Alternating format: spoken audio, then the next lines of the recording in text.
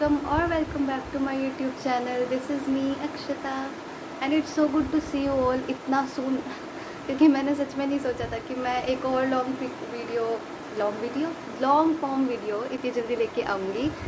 पर क्योंकि कुछ लोगों ने रिकमेंड किया था कि जो बच्चे 9th से 10th में जा रहे हैं उनके लिए भी एक वीडियो बनाओ, तो मैंने सोचा ठीक है। फिर जब मैंने 11 to 12 वालों के लिए बनाई है तो फिर आप लोगों के लिए भी अच्छे से बनाऊँगी। बट द थिंग इज़ मैं कुछ ऐसा प्रिपेयर नहीं करती आई मुझे क्या बोलना है या फिर ये चीज़ कहनी है ये चीज़ कहनी है, ऐसा कुछ मैंने सोच नहीं रखा।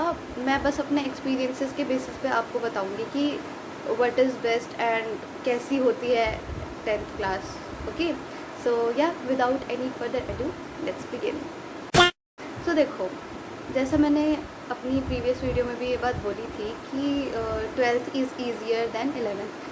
Same goes for 9th and 10th class. 9th comparatively tough होती है और 10th ईजी होती है। देखो होता क्या है ना, 9th और 11th जो है ना वो बेस क्लासेस होती है जो आपको 10th और 12th जो कि बोर्ड एग्जामिनेशन है उनके लिए बेसिकली प्रिपेयर करती है आपको।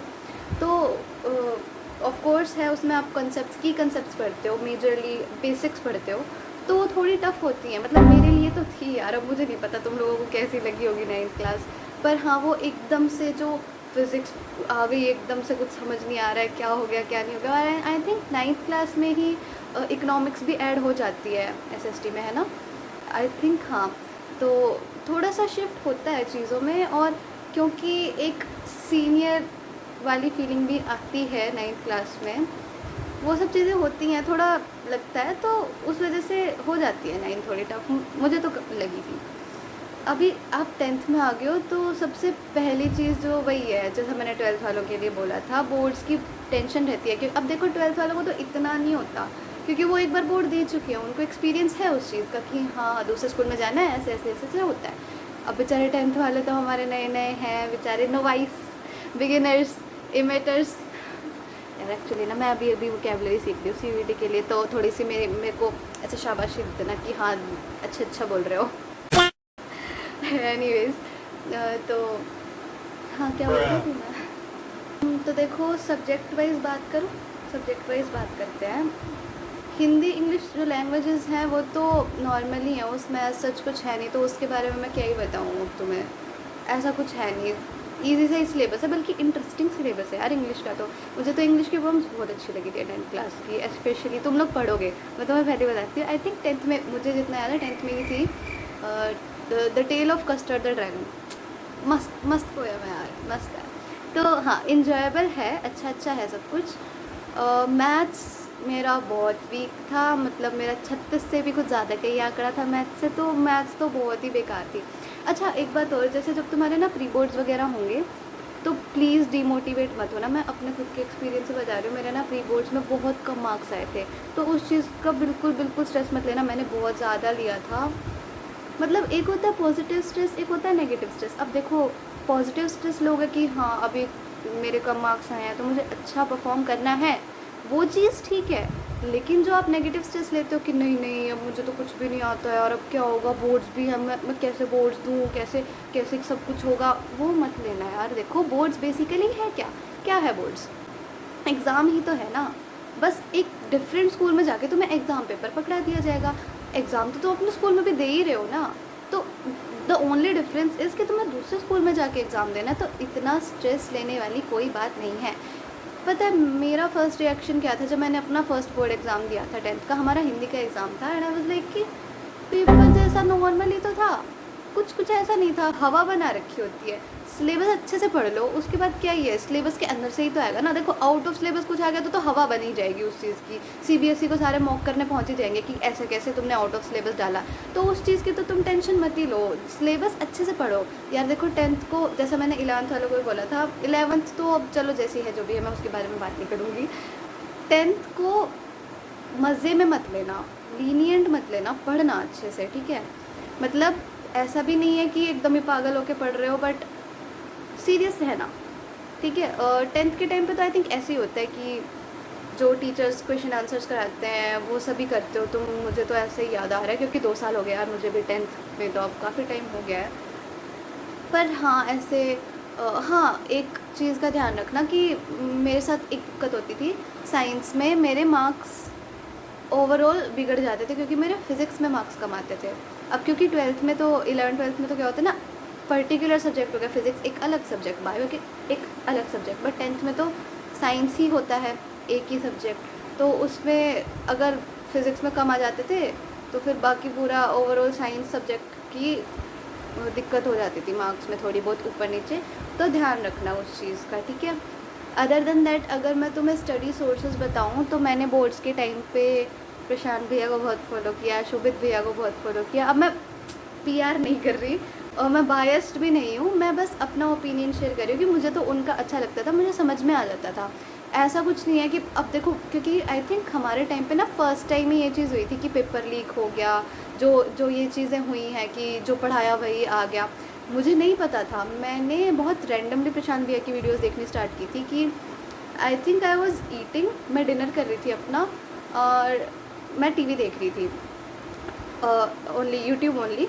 तो उस पर मुझे वीडियो मिल गई थी कि एक टीचर जो है वो लाइव पढ़ा रहे हैं और वो फ़िज़िक्स पढ़ा रहे थे। फ़िज़िक्स तो तुम्हें मैंने बताया जैसे मेरी वीक रही है मैथ्स एंड फिज़िक्स, तो मेरे को बहुत इंटरेस्ट बना जिस तरीके से वो पढ़ा रहे थे, तो उससे मेरा रूटीन बिल्डअप हुआ। और ये बात शोभित भैया की, तो मेरा बड़ा भाई है, वो शोभित भैया को फॉलो करता था अपने 10th के टाइम पे, तो मुझे आइडिया था शोभित भैया के बारे में, तब मैंने उनको देखना शुरू किया था। तो आई वुड रिकमेंड, मैं फ़ोर्स नहीं कर रही हूँ, अगेन तुम्हारे को जो टीचर से समझ में आता है तुम उससे देख लेना। बट अगर तुम्हें ये है कि तुम्हें ऑनलाइन पढ़ने की ज़रूरत नहीं है ना, तो मत पढ़ना, ऐसा कोई फ़ोर्स नहीं है, अपना खुद से पढ़ सकते हो, बेस्ट है।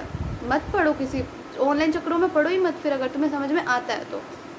अगर तुम्हें दिक्कत होती है, तुम्हें हेल्प की ज़रूरत है तो ले लो। वेरी इंपॉर्टेंट, ये जो एकदम माइंडलेसली तुम देखने लग जाते हो ना कि अरे यार इस टीचर की भी देख लेते हैं, यार ये भी पढ़ा रहा है, ये भी ये चीज़ें क्लेम कर रहा है कि मैं ये करा दूँ वो करा दूँ। मैं किसी को डिफेम नहीं करी, मैं ना किसी का स्पेसिफिक नाम ले रही हूँ, तो कोई प्लीज़ अज्यूम मत करने बैठ जाना कि मैंने किसका नाम लिया है। मैं बस रैंडम जनरल एग्जाम्पल दे रही हूँ, जैसा बच्चों के साथ होता है। तो ऐसे मत सोचना कि तुम्हारा कुछ छूट जाएगा, ठीक है। सिलेबस वही है जो NCERT वाला है, तुम्हें वही ही पढ़ना है। तो ऐसे फालतू इसमें मत पढ़ना, ये भी टीचर का पढ़ लो वो भी टीचर का पढ़ लो, बहुत सारी चीज़ों में मत पढ़ना, ठीक है। अगर तुम फॉलो कर रहे हो तो किसी एक को ही कर लो, मैं तो यही कहूँगी, मेरे हिसाब से तो यही चीज़ ठीक है। 2-4 टीचरों के चक्करों में मत पढ़ना है ऐसे, ठीक है। और क्या ही होता है यार, मैं 10th का एक तो सब कुछ भूल चुकी हूँ, मुझे कुछ याद ही नहीं है 10th के बारे में। For me and 10th was very enjoyable class, मतलब हमने पढ़ाई सीरियसली भी की, लेकिन क्योंकि उस टाइम पे ना हम सारे फ्रेंड्स साथ में थे। 11th में तो सब अलग अलग हो गए थे क्योंकि स्ट्रीम्स भी और कुछ होने, स्कूल भी चेंज किया, पर 10th में हम लोग साथ में थे ना, तो इट वाज़ वेरी मेमोरेबल। मैं तो तुम्हें भी सजेस्ट करूँगी कि 10th को ना अपने फ्रेंड्स के साथ बहुत अच्छे से बिताना।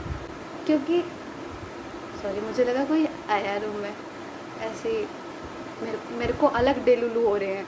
डेलुलू, हाँ यार जो भी है यार, ठीक है। हाँ, पॉइंट पे आते हैं कि फ्रेंड्स के साथ एंजॉय करना, क्योंकि 11th में तो तुम लोग भी स्ट्रीम्स चूज़ करोगे। आप हो सकता है कोई कॉमर्स ले ले, कोई साइंस ले ले, कोई आर्ट्स ले ले, कोई भी स्ट्रीम हो सकती है। तो ये चेरिश करो ये वाले मोमेंट्स जो है तुम्हारे 10th के, ठीक है।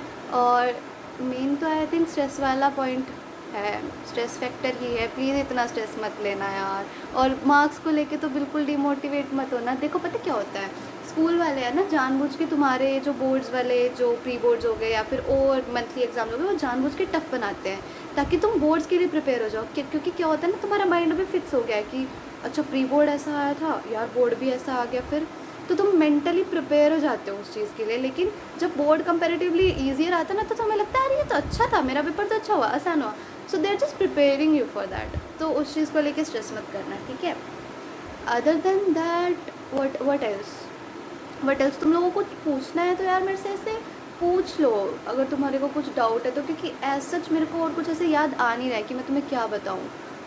इतने सारे सब्जेक्ट, और कौन कौन से सब्जेक्ट होते हैं, Hindi, English, math, science, SS, IT होता है ना भाई, जोर दे देना IT पे। हाँ एक चीज़ और, मेरे को एक चीज़ अभी याद आई कि ना हमारी हिंदी वाली जो मैम थी और हमारे जो IT वाले सर थे, उन्होंने हमें, जैसे बोर्ड में क्या होता है तुम्हारे को जो MCQs आते हैं, आई थिंक उसमें चॉइस आती है कि इतने में से तुम्हें इतने अटैम्प्ट करने हैं, या फिर कुछ पर्टिकुलर क्वेश्चंस में ना चॉइस आ जाती है कि इतने में से इतना अटैम्प्ट करना।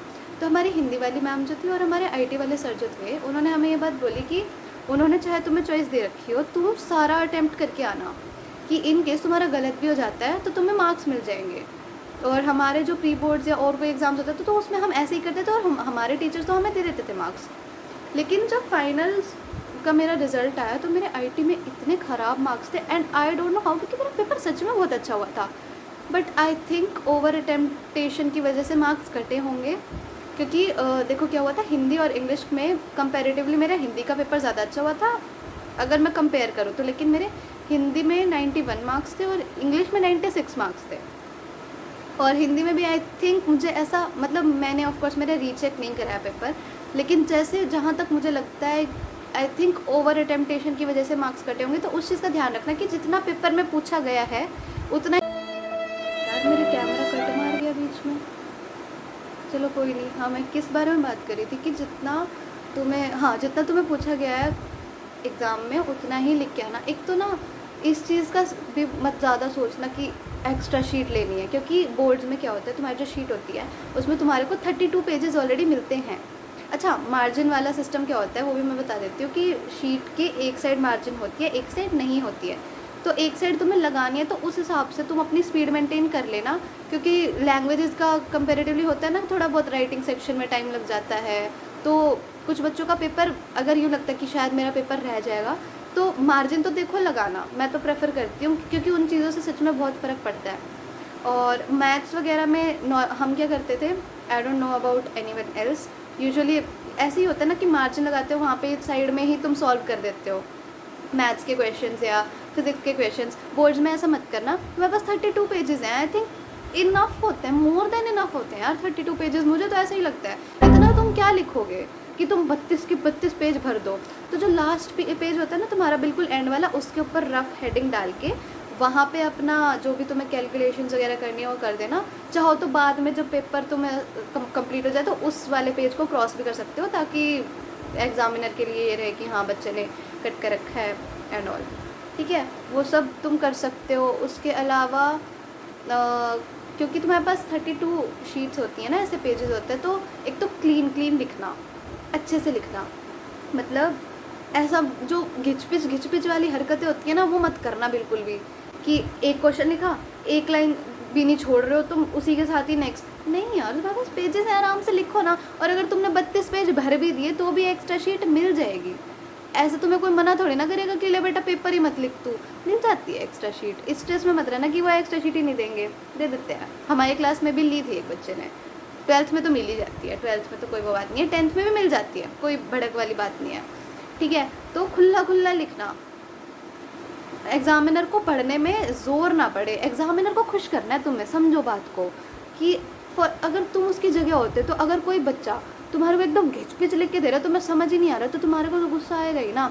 तो वैसे ही एग्जामिनर के साथ है, तुम्हें उसे खुश रखना है कि पेपर देख के वो तुम्हारा चिड़चिड़ ना हो जाए कि इस बच्चे ने क्या कर रखा है यार, ये क्या घोच पुछ कर रखा है। अच्छा, और एक चीज़, ब्लैक पेन अलाउड नहीं होता बोर्ड्स में। ठीक है, सिर्फ ब्लू पेन अलाउड होता है, और पेंसिल से लिखा हुआ वो नहीं मानते। तो मैं तो यही प्रेफर करूँगी, जो भी तुम्हारे फिजिक्स के जैसे रेट डायग्राम्स वगैरह होते हैं या बायो का कोई डायग्राम हो गया तो पेन से ही बनाना, तो उस चीज़ का ध्यान रखना। और अगर मान लो तुमसे कोई मिस्टेक होगी, डायग्राम का ही एग्जांपल ले लो कि गलती से हो गया कुछ मिस्टेक, गलत बन गया, या फिर कोई एक क्वेश्चन है जो तुमने ओवर अटेम्प्ट कर दिया, या फिर तुमने कोई क्वेश्चन तुम्हें दूसरा पार्ट करना था, तुमने कुछ ना कुछ मिस्टेक होगी, तो उस पेज को कट करके ऐसा मत करना कि उसी पे तुम ओवर राइट, नहीं, कट कर दिया उस पेज को छोड़ दो, नेक्स्ट से स्टार्ट कर दो। एग्जामिनर को ना क्लियर कट सिग्नल जाना चाहिए कि अच्छा ये गलत है, छोड़ दिया, नेक्स्ट पेज पे। ठीक है, और अगर ऐसे नेक्स्ट पेज पे करो तो नीचे तुम मेंशन भी कर सकते हो, ऐसे एरो बना दो या फिर लिख दो कि ऑन दी नेक्स्ट पेज या ऑन फर्दर पेजेस, या फिर क्या लिखते हैं वो PTO प्लीज़ टर्न ओवर, कुछ भी ऐसे मेंशन कर देना कि एग्जामिनर को दिक्कत ना हो। ठीक है, वेरी इंपॉर्टेंट, एक तो इसकी परसेंटेज को ये मत लेना कि यार बोर्ड्स की परसेंटेज बहुत मैटर करती है, यार 10th की मुझे तो नहीं लगता यार कहीं मैटर करती है, मैंने तो नहीं देखा, अभी तक तो नहीं देखा। अब जब मेरी एडमिशन वगैरह की कोई बात आएगी तो है अलग, पर आई डोंट थिंक 10th की तो मैटर। 12th की मैं कह भी सकती हूँ कि हाँ हो सकता है मैटर करती है 12th की मार्कशीट, तो 10th की तो कोई पूछेगा भी नहीं। पर इसका मतलब ये नहीं है कि अब तुम बिल्कुल ही लीनियंट, तुमसे बात कर रही हूँ, देख रहे हो मेरे को, दिख रही हूँ ना मैं मतलब इतना लीनियंट भी मत हो जाना कि हाँ टेंथ की बोर्ड्स कोई मैच्योर नहीं करते, नहीं नहीं इतना लीनियंट मत लेना, अच्छे से पेपर दो, अच्छे से पढ़ो, सीरियस पढ़ाई करो, ठीक है। और सिंस थोड़ा टीनेज की हाइट पे हो, मैं मेरी खुद की भी अभी कोई टीनेज ख़त्म हुई नहीं है, बट एज अ सीनियर मैं यही दूँगी, थोड़ा हवाबाजी से दूर रहना। 10वीं में बहुत हवा लगती है, मैंने देखा है बहुत बच्चों को हवा लगते हुए, तो उन चीज़ों से दूर रहना, ठीक है। अदर देन दैट तुम लोगों को कुछ डाउट है तो प्लीज़ पूछ लेना मुझसे, क्योंकि मेरे दिमाग में तो और कुछ आ नहीं रहा है, और मुझे नहीं पता ये वीडियो कितनी लंबी हो चुकी है। So I think that's it for today's video. Video अच्छी हो तो लाइक कर देना, चैनल को सब्सक्राइब कर देना। सी यू सून, बाय।